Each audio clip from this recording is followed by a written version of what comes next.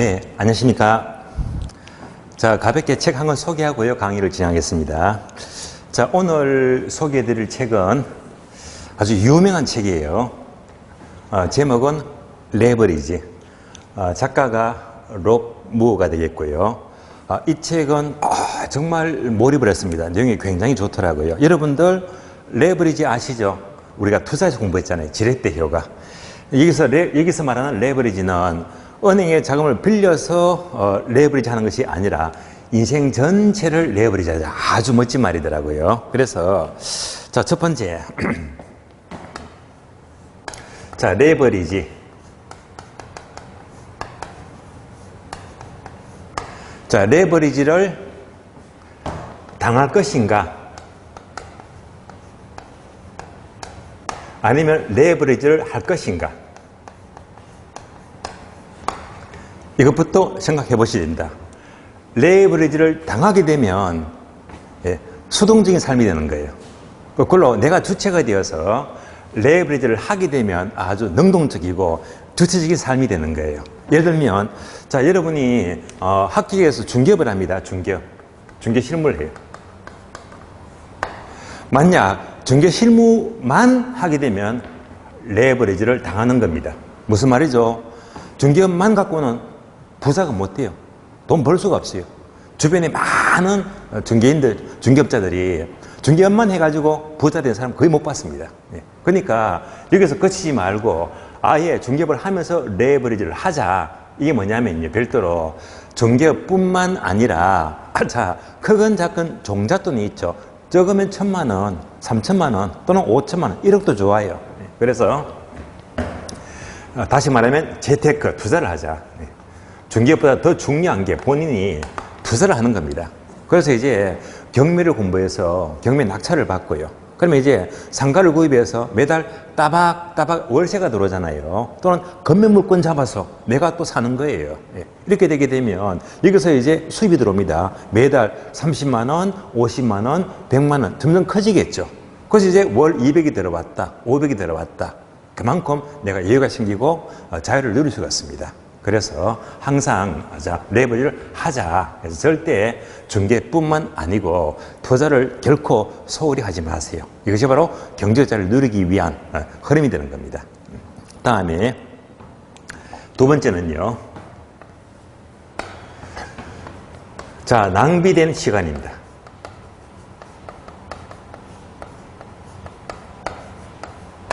그리고 투자된 시간입니다.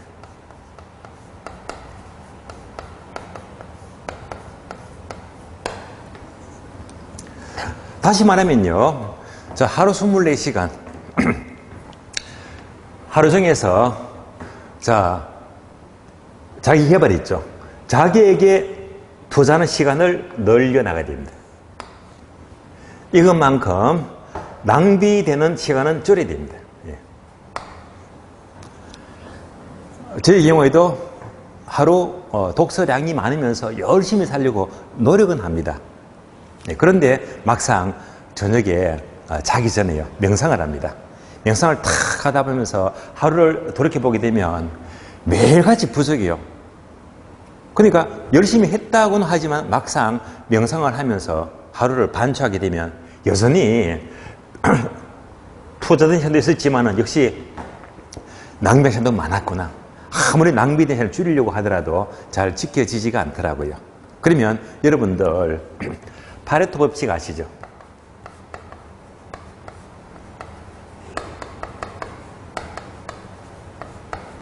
자, 파레토 법칙은 바로 80대 20의 법칙입니다.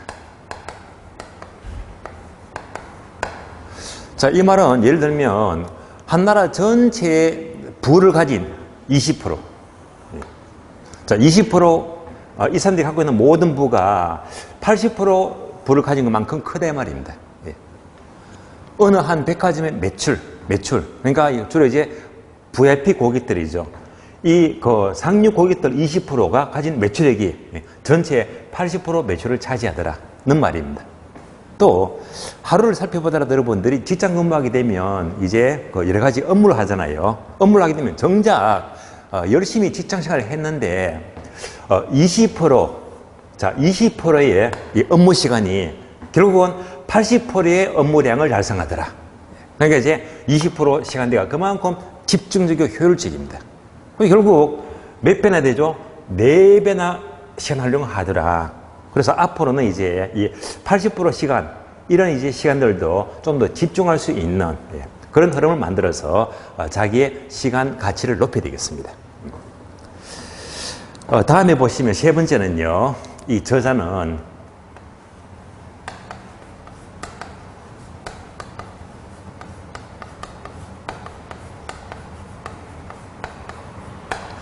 자동화 시스템을 강조합니다. 자동화 시스템.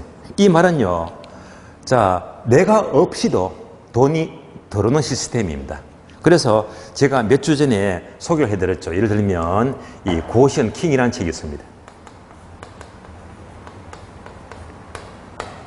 자, 이분은요, 직장에 잘려버리죠. 직장에 잘리면서 결국 제주도에 한 달 동안 살고 온 다음에 결국 뭘 할까?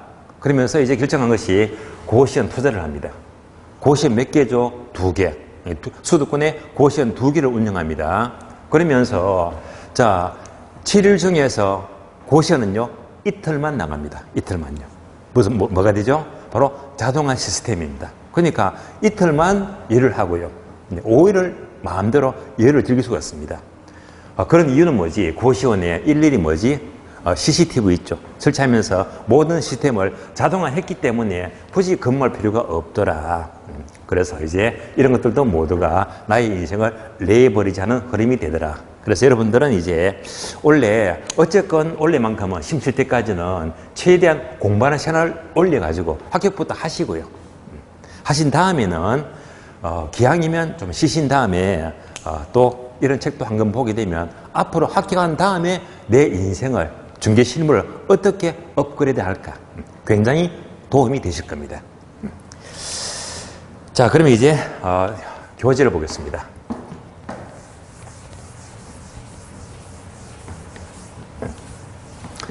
자, 오늘 교재를 보시면요. 자, 교재 108페이지입니다. 108페이지 보시면 맨 밑에 보시면 목차 5번이 있죠. 평균 분산 모형이 나옵니다. 그러면 자, 한 장을 넘겼더니 111페이지요. 111페이지는 네모 6번 포트폴리오 1이 나옵니다. 자, 이것을 서로 연결해서 체계를 잡아야 되겠는데요. 자, 이 흐름은 우선 강의 노트를 보시면 체계를 잡기가 좋습니다. 강의 노트 보시면 되겠어요. 자, 강의 노트를 보시면 자, 먼저 첫 번째 항목 평균 분산 결정법을 포트폴리오와 연결을 합니다. 그래서 강의 노트 그대로 보시면 돼요. 평균 분산법부터 설명을 드리겠습니다.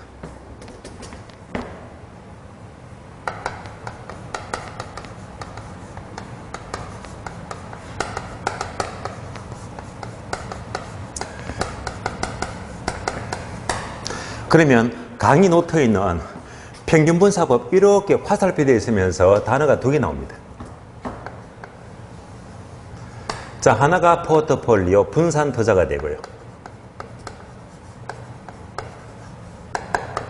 자, 다른 하나가 변이계수가 나와요.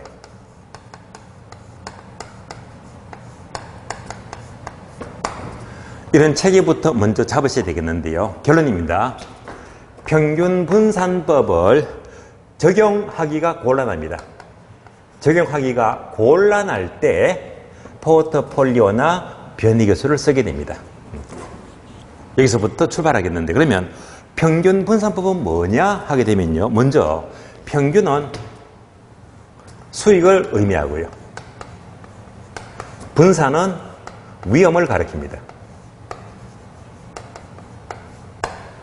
또 통계학에서는 자, 수익을 측정하는 것은 소득의 기대값으로 측정합니다. 반면에 위험의 측정은요, 바로 표준 편차가 돼요.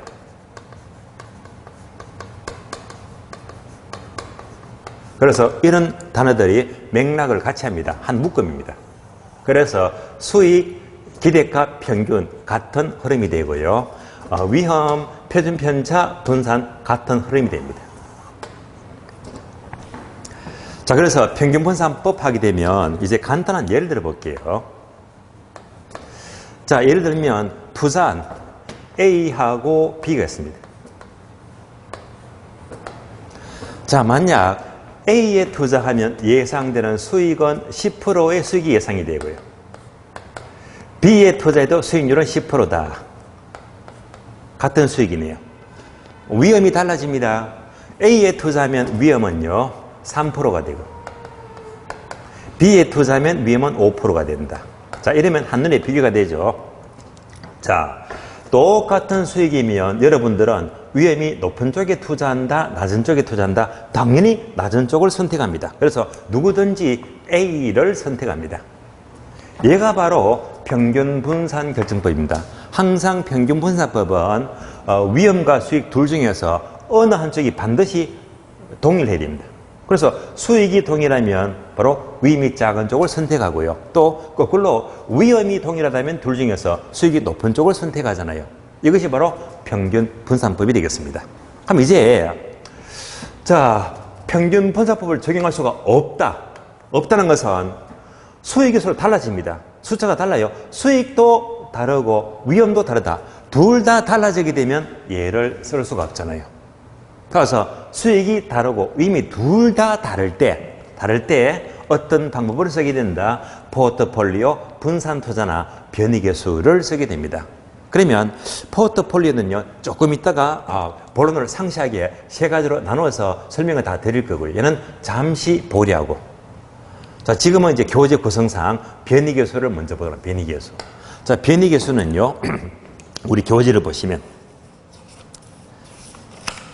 자, 교재를 보시면 108페이지를 보시면 먼저 자, 괄호 1번 나오죠. 위험과 수익의 측정인데 1번 수익은 기대값으로 측정하고, 오른쪽 페이지 괄호 2번 위험은 표준 편차로 측정한다라고 보시면 되고요. 한 장 넘어가세요. 목차 2번이 나옵니다. 평균 분산 결정법. 그러면 여기서는요 오른쪽 페이지를 보시면 111페이지 괄호 3번 문제점이 납니다. 자, 문제점은요, 자, 수익도 다르고 위험도 다르대.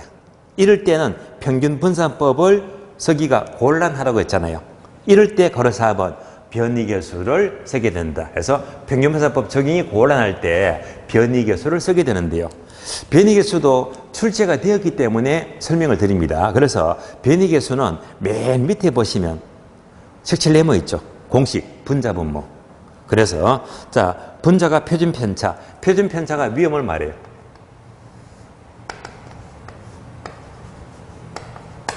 분모는요 바로 기대값이죠.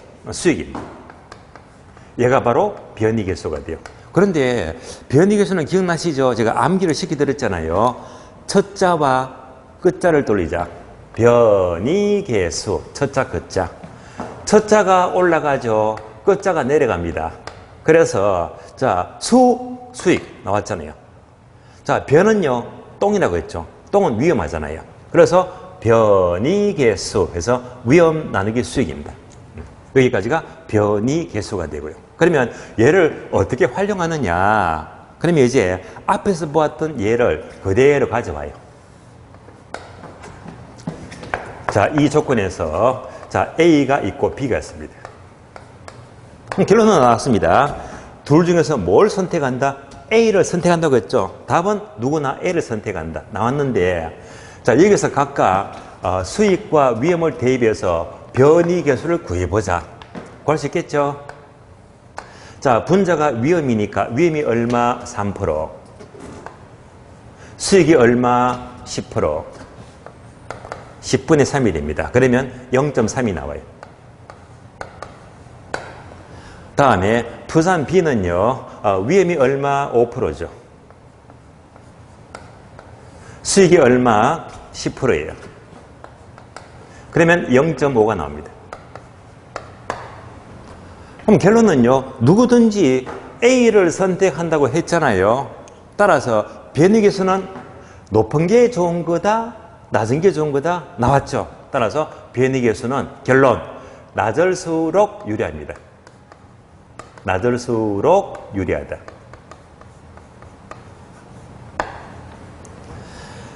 비행기수가 낮다는 것은요, 그만큼 위험이 작다는 말입니다. 자, 그래서 우리 교재를 보시면 공식 바로 위에 맨 끝에 문장을 미션입니다. 변이계수는 낮을수록 선호된다. 낮을수록 유리합니다. 그러면 자, 여기까지 이해를 했는데요. 그러면 우리 시험은 지문이 어떻게 나왔느냐? 우리 시험 지문은 이렇게 됩니다. 이만큼이 지문에 포함되고 또 얘도 지문에 포함이 돼요. 그래서 이제 이걸로 지문을 만들어 줍니다. 예를 들면 자, A는 수익이 10%, 위임이 3%다. B는 수익이 10%, 위임이 5%인데 이때 변이계수를 적용하면 B가 우월하다 틀렸지 A가 우월합니다. 그래서 계산 과정을 생략하고요. 이렇게 지문을 제시하면서 이럴 때 B가 우월하다 X 틀린 문장이고 A가 우월합니다. 여기까지도 지문이 나온 적이 있습니다. 변이계수 아시겠죠? 자, 그러면 이제 교재 보시면 다음 목차가 6번 포트폴리오. 포트폴리오를 지금부터 공부를 합니다. 자, 우리 교재 보시면 포트폴리오 하게 되면요. 분산 투자를 가리키는데 그러면 여기서는 큰 흐름은 세 가지입니다. 그래서 목차 2번 보시면 체계적 위험과 비체계적 위험이 나오고요. 한 장을 넘겼더니 자, 목차 3번에서 거래 2번 내려가니까 상관계수가 나옵니다. 이것도 중요하고요. 다음에 오른쪽 페이지 보게 되면 목차 5번 최적 포트폴리오 선택이 나옵니다. 그래서 이 세 가지를 제대로 공부하시면 됩니다. 세 가지 다시 볼까요? 첫 번째가 체계적 비체계적 위험, 두 번째는요 상관계수, 세 번째가 최적의 포트폴리오입니다. 그래서 이 세 가지는 우리 교주도 잘 되어 있지만은요 여러분들이 강의 노트 보시면 훨씬 더 쉽게 체계를 잡을 수가 있거든요. 지금부터 이 세 가지를 강의 노트를 통해서 설명을 드리겠습니다. 먼저 거래 1번 체계적 비체계적 위험입니다.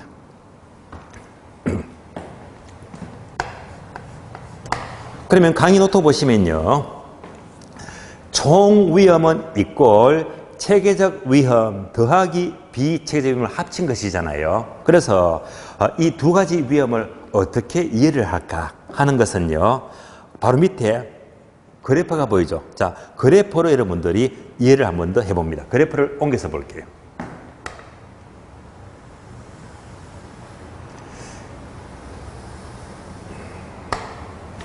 자, 세로축은 총 위험이 되고요. 총 위험. 가로축은 구성차선 수가 됩니다.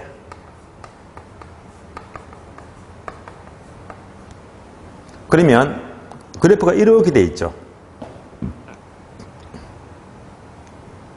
노란 수평선. 다음에 점점 내려가는 이런 그래프입니다.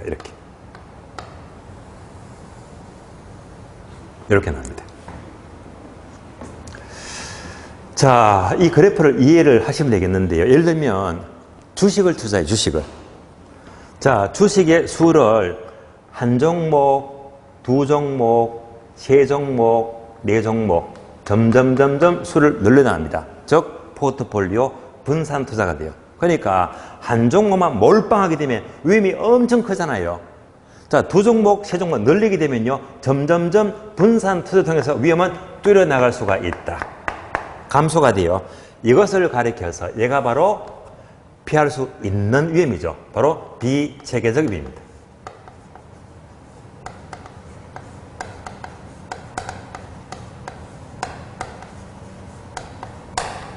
그런데 아무리 구성차선수를 늘리더라도 위험은 그대로다. 얘는 바로 피할 수가 없는 거예요. 바로 얘가 바로 수평선이죠. 체계적 위험입니다.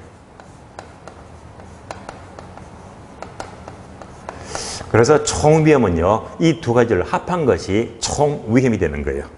자, 그래서 먼저 강의 노트를 보시면 체계적 위험은 1번. 자, 피할 수 관로 없는 위험이죠. 피할 수 없는 위험입니다.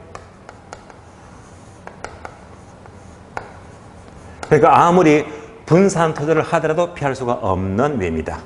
반면에 비체계적 위험은 분산 투자를 하는 만큼 위험을 줄일 수 있잖아요. 따라서 얘가 바로 피할 수 있는 위험이 되는 게 피할 수 있는 위험이다.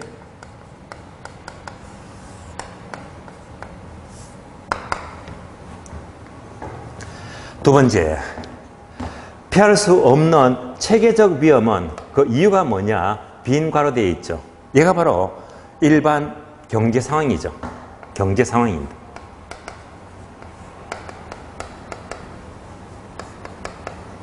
요즘 고금리죠. 금리가 너무 높아요.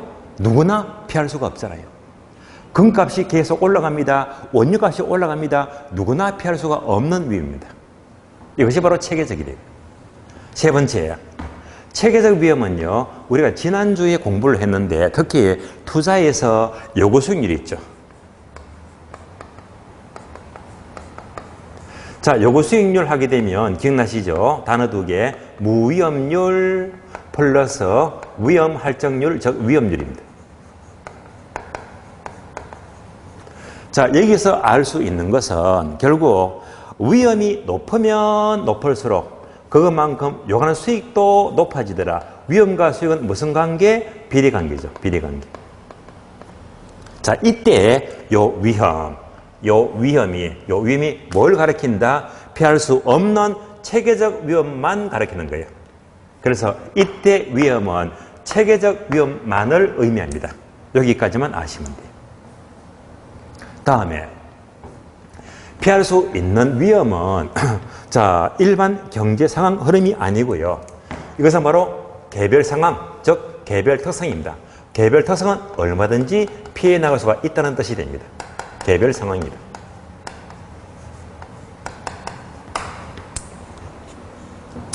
그럼 세 번째, 피할 수 있는 위험은 이렇게 자, 분산 투자를 늘려 나갈수록 위험을 줄일 수 있습니다. 얘가 바로 뭐죠? 포트폴리오. 따라서 이것이 바로 포트폴리오의 목적입니다.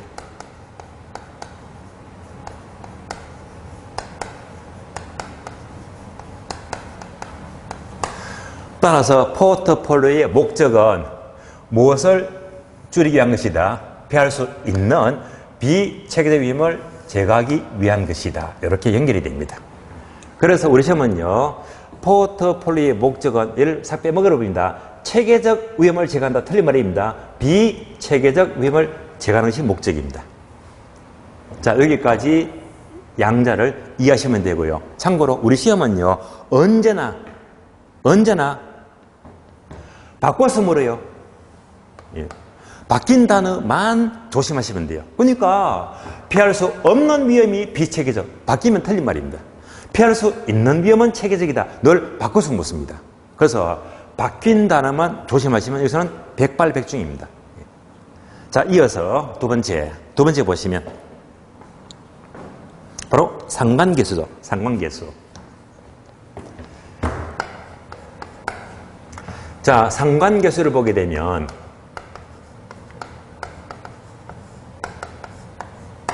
상관계수가 뭘 말하느냐? 얘는요, 수익률이 움직이는 방향이다.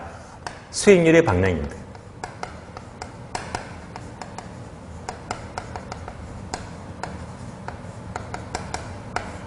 그러면 강의 노트를 보시면 상관계수의 값은 그 값이 자, 마이너스 1보다는 크고 또 플러스 1보다는 작은 값을 갖게 된대요. 그래서 자, 이 사이의 값을 갖게 되는데 여기서 플러스가 뭡니까? 마이너스가 뭡니까? 이 의미만 아시면 됩니다. 그래서 결국 자, 플러스 값은요, 수익률의 방향이 같이 움직이더라. 즉 동일한 방향입니다. 동일 방향이 되고요. 자, 마이너스가 되게 되면 서로 다른 방향이죠. 다른 방향이 됩니다.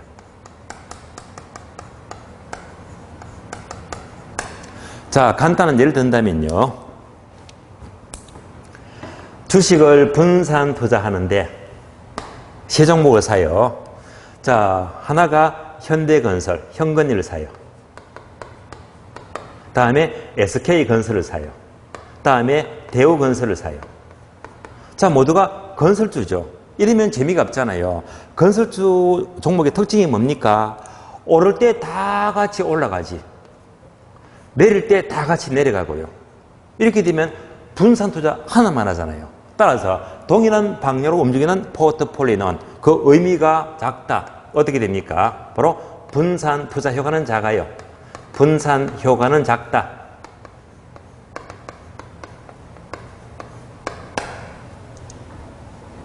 반면에 서로 다른 방향이다. 다른 방향. 그래서 먼저 현대건설, 현건일을 사요. 다음에는 삼성전자, 삼전일을 사요. 다음에는 바이오 종목, 제약주를 사요. 이런 것들은 성격이 다르잖아요. 그래서 건설주가 내려갈 때 전자 종목은 올라가더라. 제약주는 보합이더라. 이럴 때는 내려간 것도 그 폭을 커버하잖아요. 이렇게 되게 되면 서로 다른 방향일 때 그만큼 분산 효과는 크다. 그죠? 분산 효과는 크다. 자, 결론 나왔습니다. 따라서 결론. 상관계수는 어느 쪽이 더 유리하다? 이쪽이죠. 마이너스로 갈수록, 즉 작을수록 유리합니다. 상관계수는 작을수록 유리하다. 또는 낮을수록 유리하다. 낮을수록 유리하다. 자, 한 가지 더 추가합니다. 우리 시험은요, 동일 방향, 다른 방향 이렇게 묻기도 하지만은요, 결국 표현을 조금 달리합니다. 동일한 방향은 다른 말로, 자, 유사한 추세죠. 유사한 추세가 되고요. 다음에 다른 방향은 유사한 추세가 아니라 서로 상이한 추세. 이렇게 움직이잖아요. 결국 상관계수는 상이한 추세가 유리한데 상관계수의 값은 유사한 추세가 더 바람직하다. 바뀌었죠? 틀린 말입니다. 자, 마지막으로요. 이제 얘가 뭘 말하느냐? 자, 결국 플러스는 좋은 게 아닌데요. 극단적으로 플러스 1이 되어버린다. 가장 나쁜 경우죠. 가장 나쁜 경우다. 그래서 플러스 1이 되면요, 분산 투자 하나마나 분산 투자 효과는 전혀 없다. 분산 효과는 전혀 없다.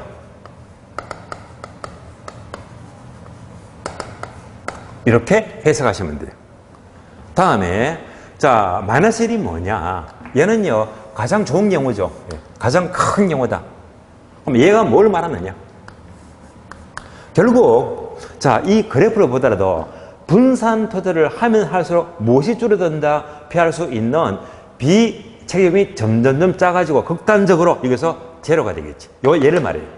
따라서 자, 마이너스 1은 바로 비체계적 위험을 이것을 바로 0으로 줄인다. 0으로 줄인다와 같은 의미가 됩니다. 자, 상관계수 값도 여기 흐름만 아시면 웬만한 문제가 다 풀릴 겁니다. 그래서 이런 내용들이 강의 노트 보시면 맨 밑에 동그라미 1번, 2번, 3번이 있죠. 한 번 더 공부했던 거 확인하는 거예요. 자, 그러면 1번 상관계수는 낮은 동그라미, 낮을수록 좋은 포트폴리오 대상이 되겠죠. 유리합니다. 다음에 2번요. 상관계수가 플러스 1이 되면 가장 나쁘죠. 분산 효과는 전혀 없다. 3번요. 상관계수가 마이너스 1이 되면 가장 좋은 경우죠. 이때는 비체계적 위험을 0으로 줄인다까지도 자, 설명이 되어 있습니다. 자, 상관계수를 마치겠고요. 다음에 자, 그리고 3번을 보시면 최적의 포트폴리오. 자, 최적 포트폴리오는요. 잠시 교재를 볼게요. 교재. 자, 책을 보시면요. 교재는 113페이지입니다. 113페이지 보시면 목차가 3개 보여요. 그리고 1번 효율적 전선 또는 효율적 프론티어. 그리고 2번요. 무차별 곡선. 그리고 3번 최적 포트폴리오 선택인데요. 그러면 그리고 3번이 결론이 납니다. 맨 끝에 줄 보시면 맨 끝에 줄. 자, 밑줄입니다. 무차별 곡선과 효율적 전선이 접하는 접점에서 이루어진다. 최적의 포트폴리오는 효율적 전선과 무차별 곡선이 접하는 점이죠. 결론 나왔습니다. 그래서 이 결론을 통해서 한 번 더 우리가 충분히 이해를 하자. 그래서 우리 교재는 그래프가 나오지 않기 때문에 다시 강의 노트를 보시면 돼요. 강의 노트. 자, 강의 노트를 보게 되면 그래프가 나오잖아요. 자, 이 그래프를 옮겨서 설명을 드리겠습니다. 그래프.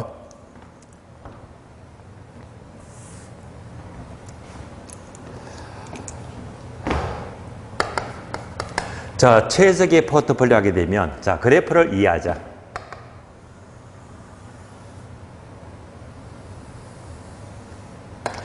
여기서 세로축은 수익이 되고요. 가로축은 위험입니다. 자, 그러면 지난 과정에서 이런 수평선 기억나시죠? 수평선.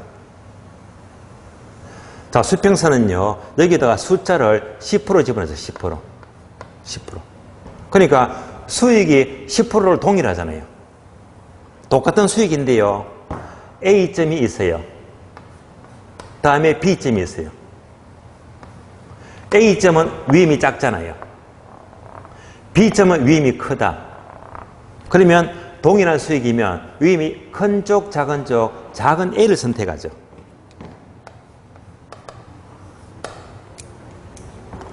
자, 요 A점을 선택하다 얘가 뭐라고 했죠? 얘가 바로 앞에서 평균 분산법입니다. 동일한 수익일 때 위험이 작은 쪽이잖아요. 평균 분산법이에요.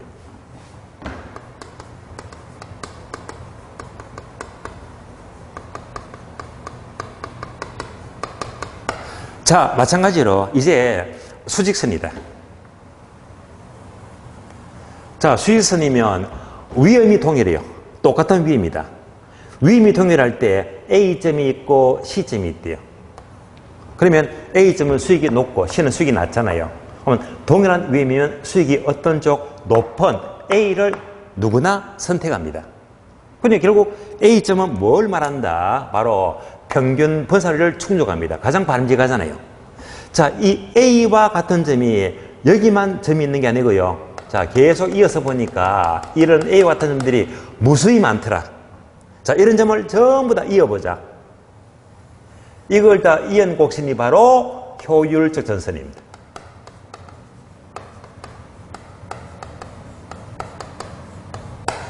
따라서 효율적 전선은 설명이 되어 있죠. 자, 그 개념이 뭐냐? 첫 번째, 바로 평균 분산법을 모두 연결한 곡선입니다.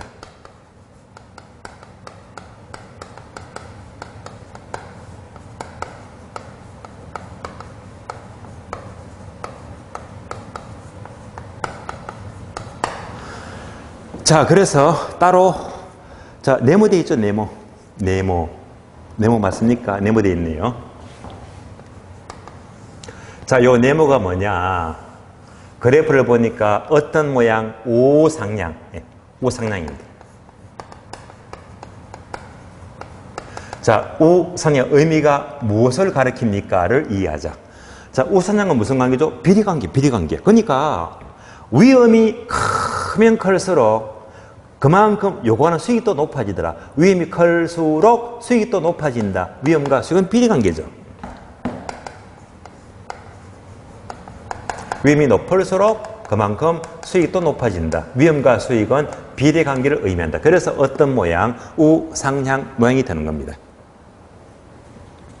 여기까지가 효율적 전선이 되겠습니다. 계속해서 자, 다음에는 무차별 곡선인데, 무차별 곡선. 자, 무차별 곡선 이렇게 생겼잖아요.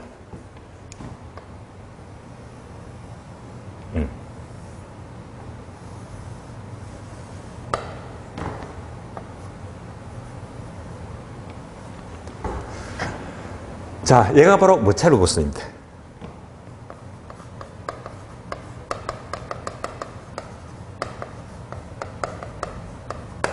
그러면 무차별 곡선은 자, 개념 그대로 나왔습니다. 첫 번째 개념 보게 되면요, 두 개의 재화를 서로 섞어버립니다. 두 개의 재화를 섞자. 자, 두 재화를 섞었을 때, 즉 배합했을 때. 배합했을 때 동일한 만족이죠. 동일한 만족을 주는 점들을 모두 연결한 곡선입니다.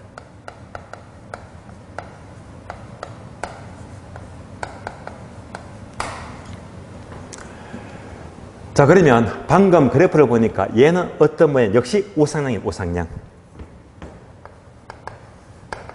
자, 우상향 형태가 되는데, 그런데 이 우상향은요, 직선이 아니고 아래로 볼록하죠.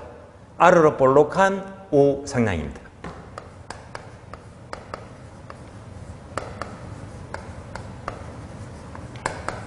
얘가 무엇을 의미하느냐 또 네모되어 있습니다. 쓰면서 공부하자.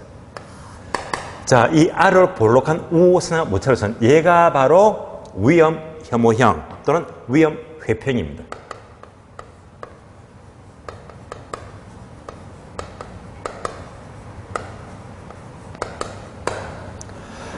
자, 결론부터 보았는데요. 설명을 드리겠습니다. 그러면 이제 1번부터 설명을 드리자면, 그러면 이것도 지난 과정 예를 들었던 게 기억나시죠? 자, 지난 과정 이런 그래프를 그린 적이 있습니다.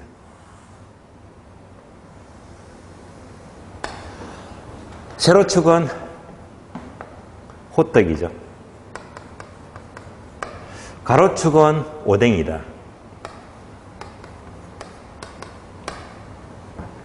그래서 자, 호떡과 오뎅이 각각 1,000원에 3개 하더라. 그러면 2,000원이면 몇 개 합니까? 6개죠. 2,000원이면 6개다. 자, 그래서 2,000원에 6개를 먹는데요. 이것을 전부 다 배합점을 찾아보자. 하나, 둘, 셋, 넷, 다섯, 여섯 개. 하나, 둘, 셋, 넷, 다섯, 여섯 개. 그래서 6과 6을 이어줍니다. 이렇게. 얘가 바로 모차로 곡선입니다. 그럼 이 그래프가 뭘 말합니까? 2,000원 갖고 6개를 먹게 되면요. 만약 호떡을 3개 먹게 되면 오뎅을 몇 개 먹어요? 오뎅도 3개 먹지. 6개 되잖아요. 다음에 호떡을 4개 먹어요. 오뎅을 몇 개 먹어요? 2개 먹잖아요. 2개. 호떡을 5개 먹게 되면 오뎅은 1개밖에 못 먹지.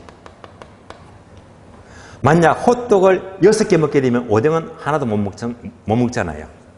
결국 이 모차로 곡선은요. 어떻게 호떡과 오뎅의 몇 개 조합? 2개 나왔죠. 2개 제와 호떡과 오뎅입니다.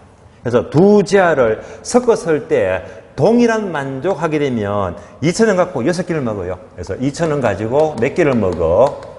6개를 먹어. 이걸 모두 연결한 곡선입니다. 그럼 얘가 무슨 모양입니까? 우화양이죠. 우화양. 원칙은 우화양입니다. 자, 우화양은 반비례관계 아시죠? 그러니까 호떡을 많이 먹으면 오뎅을 적게 먹어.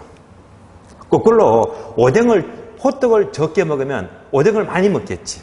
어느 한쪽을 많이 먹게 되면 다른 쪽은 적게 먹을 수밖에 없다. 즉 반비례 관계를 말합니다. 얘가 원칙입니다. 원칙. 원칙인데 이제 2번 보게 되면 아니 우하향이 아니고 우상향이네. 이런 그림이 안 나왔잖아요. 이런 그림은 뭐가 된다? 예외. 예외가 돼. 예외. 그럼 이제 얘가 뭘 말하느냐? 얘를 이제 갖다 붙여볼까? 이렇게. 자, 이렇게. 아래로 볼로. 얘를 갖다 붙였잖아요. 자, 이렇게 되게 되면 얘가 바로 제가 입을 벌리고 있어요. 뭘 보고 입 벌리고 있죠? 호떡 보고 입 벌리고 있잖아요. 이 사람은요, 호떡만 좋아합니다. 오뎅은요, 등 돌리고 있잖아. 어느 한 제만 절대 좋아하는 거예요. 거꾸로 이렇게 움직이면요, 얘는 뭐만 좋아하지? 오뎅만 좋아하죠. 벌리고 있잖아요. 호떡은 등 돌리고 있잖아요. 결국 무슨 말입니까? 얘가 벌리고 있으면 뭐만 좋아하더라? 수익만 좋아하고 위험은 등 돌렸지. 무슨 형? 위험 회평이다. 그래서 아래로 볼록한 우상향 모양은 바로 자 수익만 좋아하니까 바로 위험을 회피하더라. 위험 혐오형 그림이 되는 거예요. 결론적으로 효율적 전선과 무차별 곡선이 접하는 점은 단 한 점밖에 없어요. 접점. 얘가 가장 좋다.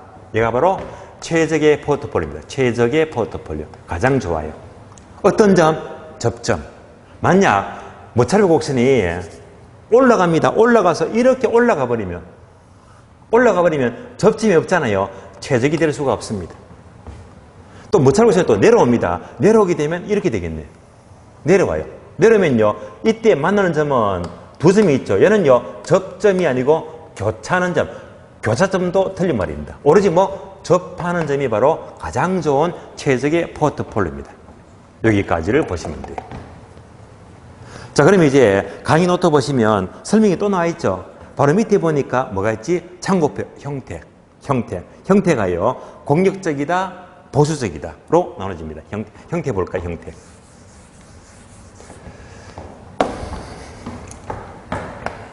자, 모차르 곡선의 형태가 크게 두 가지. 자, 공격적인 투자자.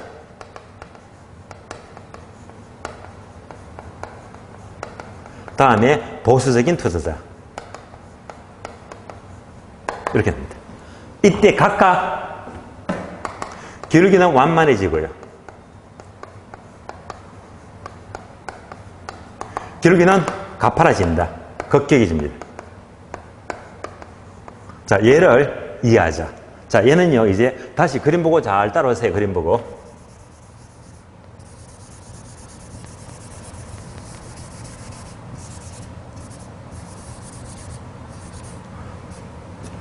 자, 효율적 전선이 있습니다. 이때 무차별 곡선이 하나, 둘. 자, 얘는 이제 A가 되고 얘는 B가 됩니다. 그래서 자, A하고 B를 비교하자. 결국 A나 B나 접점이 있죠. 접점. 얘가 최적입니다. 접하는 점. 최적인데요. 양자는 차이가 있다. 잘 보세요. 자, A점의 최적을 따져보니까 얘가 수익이 되고 얘는 위임이 됩니다. B는요. 얘가 수익이 되고요. 얘가 위임이 됩니다. 하늘이 비게 됩니다. 따라서 A는 수익도 작고 위험도 작으니까 저수익과 저위입니다. B는요. 수익도 크고 위험도 크다. 즉 고수익과 고위입니다. 비교되잖아요. 그럼 이제 A와 B를 비교하면 답이 나왔지. 네. 답이 나왔습니다. A는 자 저수익과 저위입니까? 투자는요. 공격적이다, 보수적이다? 보수적이죠. 보수적. B는 고수익과 고위험이니까 얘는 공격적입니다. 공격적이다.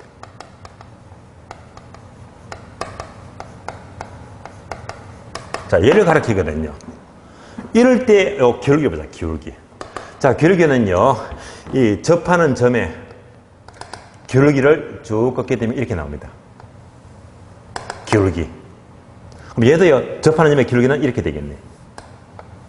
기울기. 그러면 공격적이면 모차르 곡선의 이 접점의 기울기는요. 완만하죠. 완만하다. 보수적이면요. 이 기울기는요. 가파라졌죠. 가파르다 해서 급격하다. 얘를 가리킵니다. 따라서 공격적이면 모차르 곡선의 기울기는 완만해지고 다음에 보수적이면 기울기가 가파라진다 라고 볼 수 있고요. 가끔 까다로운 모의고사는요. 얘도 바꿔서 묻더라. 바꿔서 묻게 되면 틀린 말이죠. 여기까지를 보시면 됩니다. 자, 이상으로 포트폴리오 하게 되면 결국 평균 분산법을 적용해서 없을 때 분산투자 포트폴리오를 쓰게 되는데 첫 번째, 자, 체계적, 비체계적 위험. 예, 요거 설명 드렸고요. 다음에 상황계수하고요. 마지막으로 최적의 포트폴리오. 얘를요, 전부 다 섞어서 지문 1번, 2번, 3번, 4번, 5번 해서 지문을 5개 섞어서 물어요. 그래서 이렇게 섞어서 묻는 종합 문제가 가장 일반적입니다. 예. 자, 여기까지 공부를 했으니까 자, 문제 풀고 쉬겠습니다. 그러면 오늘 문제 프린트 보세요. 프린트.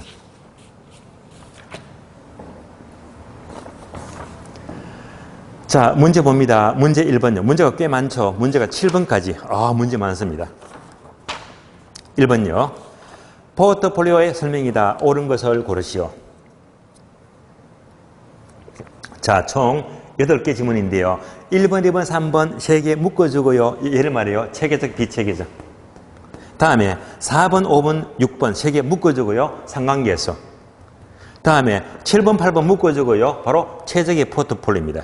예. 그래서 이것을 5개만 끄집어내면 오지선다. 종합 문제가 돼요. 자, 여기서 상당한 부분이 기출문장이기 때문에 우리 시험은 요 레벨 정도로 보시면 됩니다. 1번. 최선의 포트폴리오를 선택한다는 것은 분산 투자를 함으로써 피할 수 있는 비체계적 위험을 제거한다. 맞죠? O입니다. 그런데 얘는요. B자만 싹 빼고 체계적을 제거한다. 잘 나와요. 틀린 말입니다. 절대 속지 마세요. 비체계적 위험을 제거합니다. O가 되고요. 2번. 경기 변동, 인플레이션, 이자율 변화. 피할 수가 없죠. 자, 이렇게 이야기되는 시장 위험은 피할 수 없는 위험이다. 맞습니다. 이를 체계적 위험이라고 한다. 맞죠? O입니다. 3번. 포트폴리오 분산 투자에서 비체계적 위험은 줄일 수가 있지만은 체계적 위험은 줄일 수가 없다. 이 그림 나왔죠? 비체계적 위험은 줄일 수가 있지만은 체계적 위험은 동일하죠? 줄일 수가 없다. 맞는 말입니다. O입니다. 4번부터가 상관계수죠. 4번. 자, 기출문장이네요. 투자 대안별 수익률의 변동이 유사한 추세를 보일 것으로 예측된 분산 투자가 좋다. 아니죠. 유사하면 틀린 말이죠. 유사한 아니고 상이한 추세를 말이에요. 유사한 틀렸습니다. 상이한 추세가 바람직하죠. X. 5번요. 자, 포트폴리오 개별 자산 간의 수익률 간 상관계수가 마이너스 1인 경우에는 분산 투자가는 없다. O 아니죠. 분산 투자가 없다는 것은 마이너스 1이 아니고 플러스 1입니다. 플러스 1. 플러스 1일 때 분산 효과는 전혀 없다라고 했습니다. 틀렸고. 6번. 포트폴리오의 자산의 수익률 분포가 완전한 음에 상관하게, 즉 마이너스 1에 있다면 얘를 묻죠. 이럴 때는 자산의 구성비를 조정하면 체계적 위험을 0으로 줄인다가 아니고 B자가 빠졌죠. 비체계적 위험을 0으로 줄인다. 틀렸죠? X. 자, 7번입니다. 효율적 프론티어란 평균분사법에 의해서 동일한 위험에서 최고 수익률을 나타내는 포트를 모두 연결한 곡선이다. 맞죠? O입니다. 다음에 8번. 자, 임의 투자의 최적의 투자는 무차별 곡선과 효율적 프론티어의 교차점의 투자이다. 교차하는 점이 아니죠. 교차점이 아니고 접하는 점이죠. 접점. 그래서 접점이 최적의 포트폴리오입니다. 교차 틀었습니다. X가 됩니다. 자, 이상으로 포트폴리오를 마치겠고요. 그러면 잠시 쉬었다가 다음 시간은요, 교재 115페이지입니다. 115페이지 화폐 시간 가치를 살펴보도록 하겠습니다. 쉬겠습니다.